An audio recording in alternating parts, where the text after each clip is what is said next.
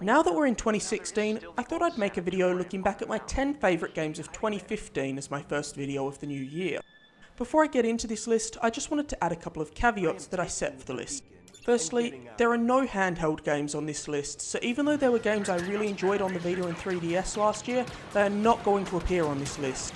The second thing is that I'm not including remasters on this list, so games like the Nathan Drake Collection and Gears of War Ultimate Edition are also not eligible.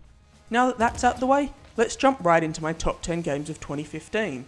Star Wars Battlefront is not a perfect game, but I still find myself wanting to go back to play more, which is unusual as I'm not usually a huge fan of online multiplayer. The thing that draws me back to Battlefront is its accessibility. I can go a few weeks without touching it, only to jump in and feel right at home.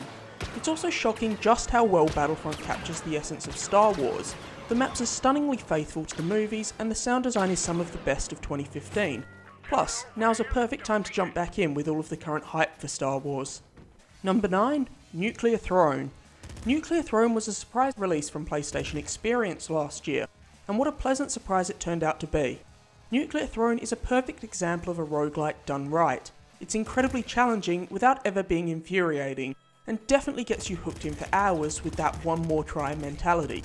Nuclear Throne has already climbed the ranks to be with Spelunky and Binding of Isaac as one of my favourite roguelikes of all time. Number 8, Assassin's Creed Syndicate. As much as people like to shit on Assassin's Creed, I've always loved the series, but I was definitely let down by Unity last year and had tempered my expectations for Syndicate. But after about 30 hours of play, I can say definitively that this is not just a good Assassin's Creed game, it is a superb Assassin's Creed game and is my second favourite in the franchise after Assassin's Creed 2.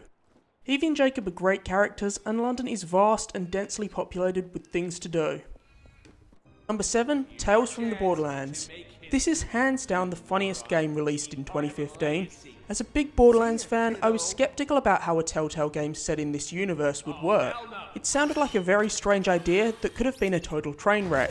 Fortunately, what we got was the opposite of a train wreck. It was the best Telltale series made since The Walking Dead's first season. I really hope that we might see some of the characters from this game introduced into the core Borderlands series, and of course I still desperately want a second season of this game. Number 6, Fallout 4. Fallout 4 is exactly what I wanted it to be. A bigger, more robust and better looking version of Fallout 3. Sure, Fallout 4 didn't have the element of surprise that made Fallout 3 so special, but I do think that Fallout 4 is the best Fallout game yet. Its combat is leaps and bounds better than the combat in 3 or New Vegas, the voice acting for the protagonist is great, and I was really invested in the character I created, as well as the companions who I met along the way. This is a superb RPG that I can't wait to play more of. Here's hoping that the DLC can live up to the quality of the core game. Number 5, Until Dawn. Until Dawn is definitely the sleeper hit of 2015. This is another game that could have been awful, seeing as Until Dawn was originally meant to be a first-person PlayStation Move game on the PS3.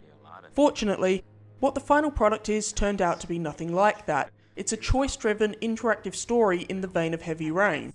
Until Dawn, in a basic summary, is a game in the style of a teen horror movie in which your choices affect who lives and who dies. The idea that the game could end with everyone dead or everyone alive or any permutation in between gives Until Dawn crazy replayability. As soon as I finished the game, I immediately restarted it to see what different choices could do.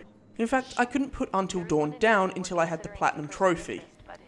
Number 4, Rise of the Tomb Raider. Crystal Dynamics' 2013 reboot of Tomb Raider was incredible. It immediately joined Uncharted as one of the best games of the genre, and Rise of the Tomb Raider improves on everything the reboot did. There's more robust combat options, the traversal of the environment is even more fluid, the crafting is deeper, the story is significantly better than the originals, and the exploration is way more fun thanks to better tombs with smarter puzzles. Now I cannot wait to see what we get from Uncharted 4 this year. It's your move, Naughty Dog. Number 3, The Witcher 3 Wild Hunt. I spent more hours in The Witcher 3 than any other game this year. It's probably the most immersive RPG I've ever played. The world is beautiful, the story is compelling, the side missions are treated with as much respect as the core quests, and it has some of the best RPG combat of all time. I also cannot believe how densely populated this game is. You cannot go more than a few steps without finding something to do, whether it be a person offering a quest, a cave to explore, or a monster's nest that needs exterminating. If you need a game that gives you a lot of bang for your buck, make that game The Witcher 3. Number 2, Batman Arkham Knight. I'm a huge DC Comics fan, so it should come as no surprise that I loved Arkham Knight. Yes, I agree with a lot of people that the tank combat is repetitive and annoying, but it's very hard to fault the game when Arkham Knight gets just about everything else right. The story is the best of all the Arkham games thanks to its deeper exploration of Batman's psyche, and the cast of villains is great. The combat's always been a highlight of the Arkham games, and that's no different here. When you're stringing together a huge combo and taking down gangsters with a variety of combat moves and gadgets, you really do feel like Batman. And this is an incredible rendition of Gotham, packed to the brim with Easter eggs for DC Comics fans like myself to find. If you want to hear more on Arkham Knight, I'll be putting up a video soon on my thoughts on all the DLC. And finally, number 1, Metal Gear Solid 5 The Phantom Pain. There's a danger in setting your expectations too high, and with Metal Gear Solid being my favourite game series of all time, I could easily have been setting myself up for disappointment. However, when I started playing MGS5, I was not disappointed at all. I was blown away. The game offers so much variety in how you want to tackle situations, and somehow no matter which option you take, it's always fun.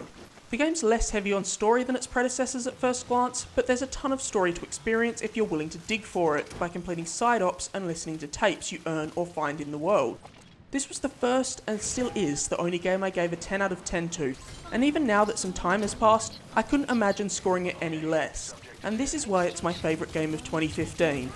Thank you for watching, and if you enjoyed this video, please like and subscribe for new gaming videos every week, or follow me on Twitter @ChrisFremo.